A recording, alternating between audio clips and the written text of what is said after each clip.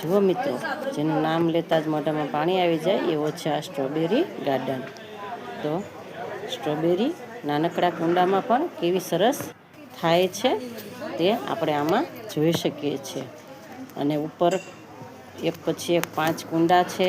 પાંચેયમાં થોડી થોડી જગ્યા હોવા છતાં કેટલી બધી સ્ટ્રોબેરી આવી ગઈ છે તો આપણે જોઈ શકીએ. અને નીચે કોબીજ, ફૂલ છોડ વગેરેની પણ ખેતી થઈ શકે છે. તો બહુ જ ઓછી જગ્યામાં ઉપર લટકાઈને પણ અને તમારા પોતાના ઘરમાં કુંડામાં પણ તમે સ્ટ્રોબેરી ઉગાડી શકો છો.